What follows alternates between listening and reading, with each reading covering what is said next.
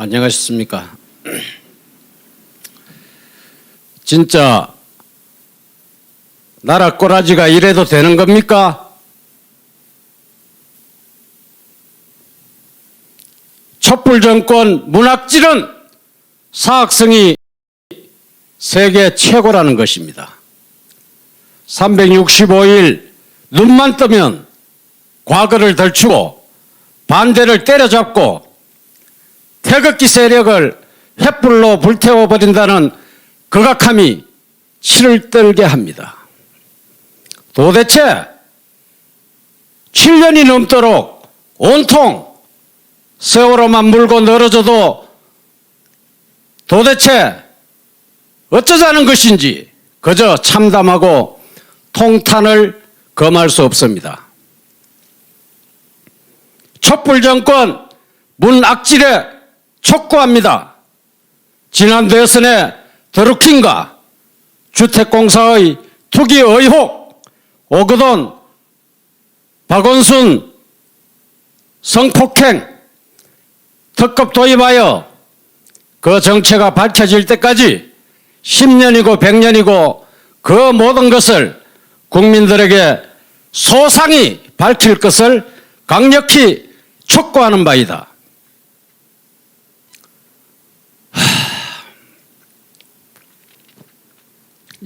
입술이 마르네. 입술이 말라. 오늘은 촛불 정권 박살내기 위해서는 투표 폭탄으로 청와대를 폭파하자.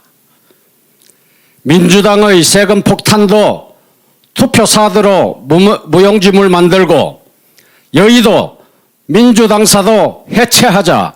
국민 10명 중에 7명이 이 정권의 세금 인상에 힘들어하는 것으로 조사됐습니다. 한국경제연구원이 최근 조세 부담에 대한 국민인식 조사에서 문재인 정권의 조세 정책에 거세게 항의하고 국민 70%가 세금 부담을 힘들어하는 것으로 나타났습니다. 이들은 대부분 중산층으로 이 가운데 특히 부동산 관련 세금이 폭등해 담세 능력을 벗어났다는 것입니다.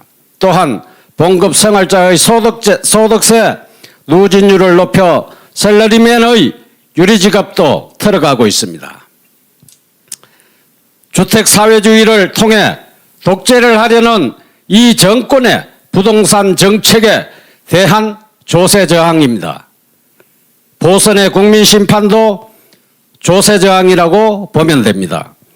이에 놀란 민주당 친문들이 부동산 특별대책위원회를 만들어 대출 규제를 청소년 신혼부부 중심으로 완화하고 종부세 기준을 12억으로 조세하는 방안 등을 흘리고 있지만 이것은 꼼수에 불과합니다. 여기에 현혹돼서 심판의 고삐를 늦추면 절대 안 됩니다. 이 정권의 부동산 정책은 24평짜리 아파트와 차 한 대의 국민 꿈을 송두리째 앗아갔습니다. 내 집 마련의 꿈을 이룬 국민에게는 세금 폭탄을 퍼부었습니다. 방법은 하나밖에 없습니다.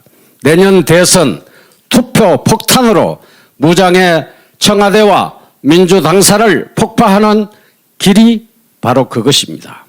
국민의 절대 지지가 몰리면은 투개표 조작을 통한 부정선거는 엄두도 못 낼 것입니다.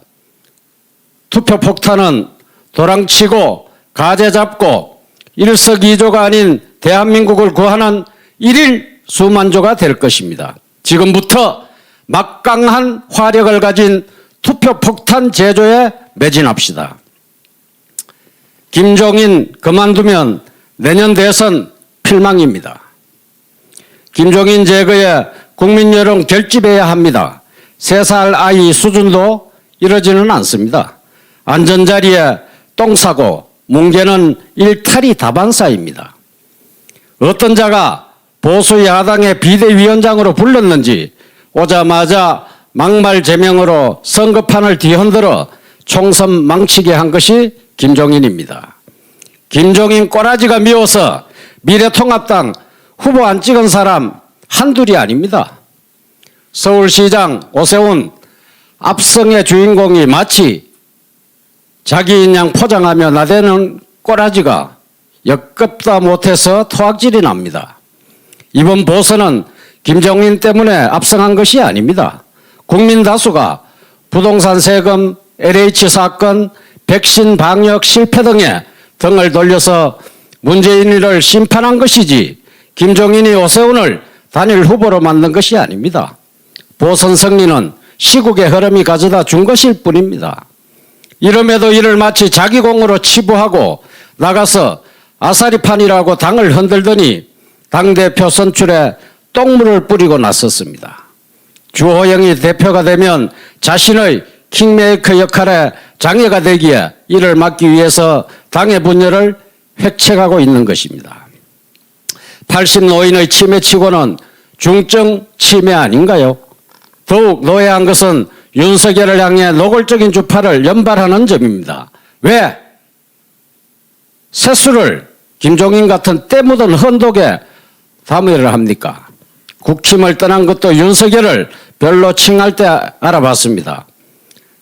그냥 둬도 될 인물인데 젓가락을 하나 얹어 모두 자기 공으로 치부하려는 속내가 시궁창 같습니다. 지조가 있나 신조가 있나 이념도 없는 잡동사니 같은 사람입니다.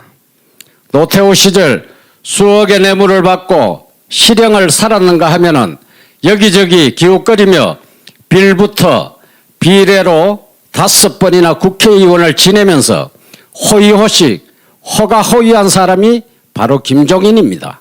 경제민주화라는 어디에도 없는 사실상 사회주의 경제를 민주화로 포장해 외치는 바람에 좌파들만 덕만 봤습니다.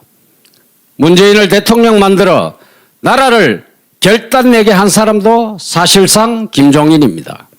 윤석열을 중심으로 반문재인 세력을 결집시켜 킹메이커가 되고자 광분하는 꼴입니다.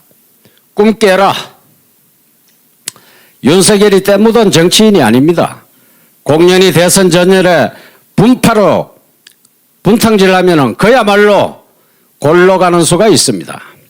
문재인 퇴임 후나 돌보는 게 어떨까 제안해 봅니다.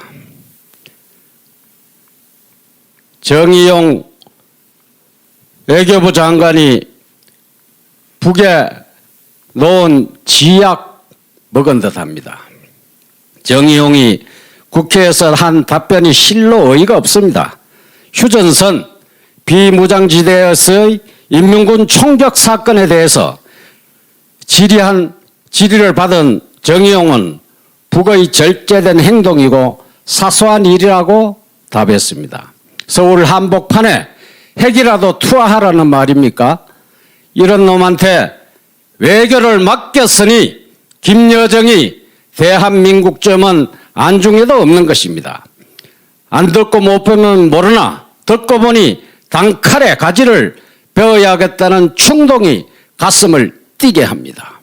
어려울 때 친구가 진정한 친구라고 정의용이라는 벌건 외무부 장관이 관훈 토론회에서 내뱉은 말입니다. 맞는 말입니다. 그런데 제가 보기에는 벌건 사람과 하얀 사람이 이 말을 달리 쓰는 게 분명해 보입니다. 그래서 정의용의 이 발언은 유체이탈 화법입니다. 정의용이 미국에 코로나 백신 스와프를 제안한 사실을 까면서 이 말을 했습니다. 하기야 백신 스와프는 그럴듯해서 선말 같은데 백신은 스와프 대상이 아닙니다. 무식한 말입니다. 어려울 때 친구가 진정한 친구라고 그러면 왜 미국과는 멀리하고 벌건 독재자 중공 북한과는 수단 방법 가리지 않고 무한한 짝사랑을 해왔습니까? 백신 때문에 후환이 두려우니까 다급해서 겉다르고 속다른 얘기를 한 것 아닙니까? 삶은 소대가리식 정신세계입니다. 문재인은 방미를 앞두고 어려울 때 친구였던 미국의 바이든에게 중국과 북한과 잘 지내라고 훈계식 인터뷰를 NIT와 했습니다. 북한의 미사일 방어용 사드 배치를 4년 넘도록 방임하고 특유의 패거리들이 기지 주변을 장악해 섬 아닌 고도가 된 지 오래입니다. 정의용과 그의 오야봉은 진정한 친구가 누구인지 지난 4년 지긋지긋하게 말과 행동으로 외쳐오지 않았습니까? 백신 구걸이 절박하니까 마음과 다른 헛소리도 마구 내뱉는 것입니까? 필요, 여경을 꿈꾸는 망상에 젖어 하는 의원들 이젠 그만 멈추십시오. 그대들의 처절한 업보를 상상하니 속이 좀 풀립니다. 민주당 원내대표 윤호중 제정신이 아닙니다. 이상합니다. 동작동 국립현충원에 가서 기상천외의 헛소리를 했습니다. 피해자님이여 진심으로 사과드립니다. 이렇게 방명록에 썼습니다. 나는 이게 무슨 뜻인지 몰라 한참을 골몰했습니다. 나라를 지키다 숨진 호국 영령들이 잠든 곳에서 누굴 두고 피해자라고 하는지가 생각이 들지 않아서 한참 뒤에 알게 된 것은 박원순, 오거돈 성폭력 피해자들에게 한 막말, 망언에 대한 사과였다는 것입니다. 이게 정신이 이상에 미친 행거지가 아닙니까? 정신이 미친 거 아닙니까 이거? 예? 호국 영령들 앞에서 이들을 위로하기는 싫고 뭔가 남기기는 해야 하니까 이런 정신착란적 행동을 한 것입니다. 이건 오히려 성폭력 피해자와 호국 영령들을 사잡아서 모욕한 망동입니다. 마무리하겠습니다. 세기와 더불어 김일성 회고록, 이것이 책 제목입니다. 김일성 80살 생일을 기념해서 김일성 일대기를 담아 출간한 대외 선전용 간행물입니다. 사실은 이 회고록이 국내에서 출판돼서 서점에서 시판되고 있습니다. 그런데 이 김일성의 회고록, 세기와 더불어는 이적 표현물로 대법원이 판결한 것입니다. 문제는 이런 이적 표현물이 어떻게 시판되느냐는 점입니다. 문재인의 꿈, 한 번도 경험해보지 않은 세상이 우리 앞을 가로막아선 것입니다. 민주당의 더불어도 여기서 따온 것임에 의심의 여지가 없습니다.